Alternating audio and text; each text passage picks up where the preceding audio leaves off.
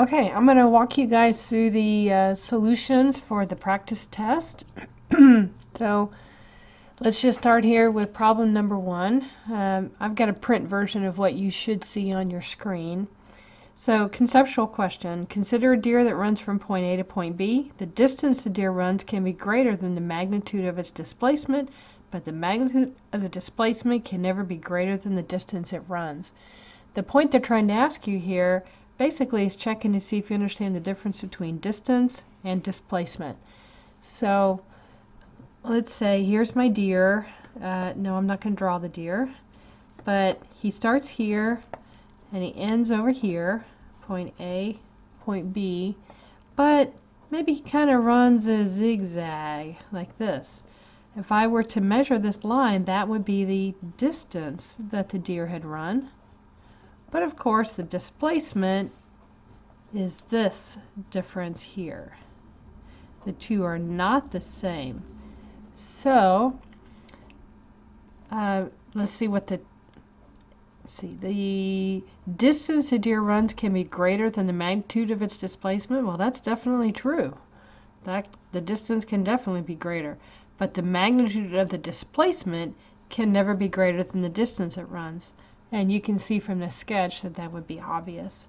So the answer to this one is true. Alright, I'm going to go on to the next problem here. Problem 2,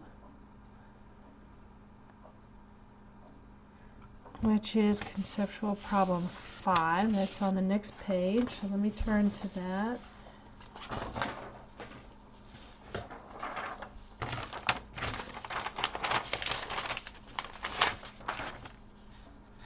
Okay. There it is. Alright, so problem number 5. Which of the following quantities has units of velocity? Velocity is always going to be in length per time. So let's see. This has a distance and a direction, but it doesn't give me length versus time, so that would not be correct. This is giving me length versus time, so yes. Length versus time squared, that's acceleration, so no. That's just units of distance, no. Distance per time, yes. So the answer should be B and E. Okay, moving on to the next problem, which should be conceptual problem number 8. Which is right here on the page. Alright. If the velocity of an object is 0 at some point, then its acceleration must also be 0 at that point. Alright, to discuss this one, let's draw a velocity time curve.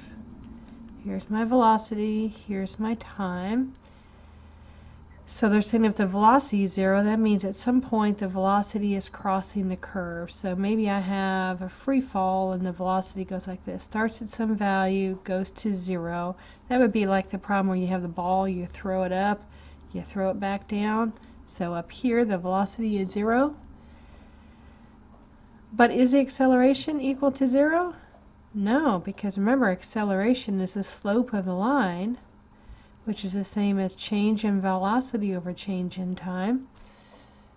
Okay, so my change in velocity is v final minus v initial over change in time. One of these two can be equal to 0 without making acceleration equal to 0. And indeed, in the case of a free fall, we know we have acceleration all the way down, even though we do have one point where the velocity is 0. So the answer to this question is obviously false. I can have the velocity 0 at some point, but the acceleration is not 0 at that point. So the answer is false.